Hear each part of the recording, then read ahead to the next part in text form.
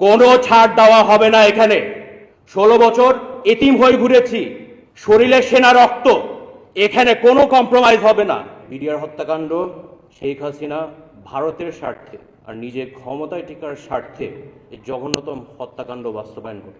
যে সেনাবাহিনীর কর্মকর্তারা আমাদের বাবাদের সাথে 57 জন অফিসারদের সাথে বেইমানি করেছে, তাদের বিচার এর আওতায় নিয়ে আসতেই হবে। একটা বড় কারণ পিলখানা হত্যাকাণ্ডের জন্য হচ্ছে বড়ইবাড়ি এবং রৌমারীর যুদ্ধে। তখন আমার বাবা রংপুর সেক্টর কমান্ডার ছিলেন এবং ওই যুদ্ধে ভারতের বিরুদ্ধে লড়াই করে বিজয় হয়ে এসেছিলেন। তখন থেকে আমার বাবা জেনারেল শাকিল ভারতের কাছে একটা টার্গেট হয়ে দাঁড়ায় যায়। বাবা যখন বিডিআরের ডিজি হয়, ভারতের আধিপত্যের বিরুদ্ধে লড়াই করতে এসেও বাবা বিজয় হয়ে এসেছিলেন। এবং বাবা যখন ডিজি, তখন 2007-08 সাল থেকেই কিন্তু ভারত পরিকল্পনা শুরু করে, যার কারণে বিডিআর হত্যাকাণ্ড শেখ হাসিনা ভারতের স্বার্থে আর নিজের ক্ষমতায় টিকার স্বার্থে এই জঘন্যতম হত্যাকাণ্ড বাস্তবায়ন করে। এই বিচার প্রথম আমাদের দেশের মীর জাফর দিয়ে শুরু করতে হবে। যে সেনাবাহিনীর কর্মকর্তারা আমাদের বাবাদের সাথে 57 জন অফিসারদের সাথে বেইমানি করেছে, তাদের বিচার এর আওতায় নিয়ে আসতেই হবে।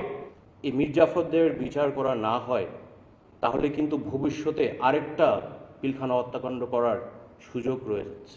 2009 সালের পরে সেনাবাহিনীর মধ্যে যে পরিমাণ ডিস্ট্রাস্ট তৈরি হয়েছিল, কোর্সমেটকে বিশ্বাস করতে পারতো না, জুনিয়র অফিসার সিনিয়র অফিসারকে বিশ্বাস করতে পারতো না। আগে একটা নন কমিশন সৈনিকের ওপর যদি কিছু হইতো, পুরো সেনাবাহিনী আগায় যেত। সেনাবাহিনীর ন্যাশনাল ইউনিটিটা ছিল এবং সাহস ছিল। এই সেনাবাহিনী আমার বাবা নেতৃত্ব দিয়েছিল, এক সময় 57 অফিসার নেতৃত্ব দিয়েছিল। এই বর্বর হত্যাকাণ্ডের শুধু আমার বাবা মাকে নির্মমভাবে তো হত্যা করে তাদের শান্তি হয় নাই, আমাদের পরিবার পুরো নাম খারাপ করতেই লিপ্ত হয়েছে। শুধু একটাই কারণ, একটাই মেসেজ, সেনাবাহিনী কর্মকর্তা যদি হয় তাহলে পিলখানার মতোই তাদের অবস্থান হবে। শুধু অফিসারদের তো শেষ করে নাই, পরিবারের মানহানি করতে করতে শেষ করে দিয়েছে। এই মুন্নিসা থেকে এটা প্রথম শুরু হয়। যারা এই হত্যাকাণ্ডের সাথে জড়িত, আমাদের 57 পরিবার রেপুটেশন ধ্বংস করার জন্য চেষ্টা করেছেন, একটু মনে রাখেন, আমি জেনারেল শাকিলের সন্তান, কোনো ছাড় দেওয়া হবে না এখানে। 16 বছর এতিম হয়ে ঘুরেছি, শরীরে সেনা রক্ত, এখানে কোনো কম্প্রোমাইজ হবে না। There will be no ifs or buts.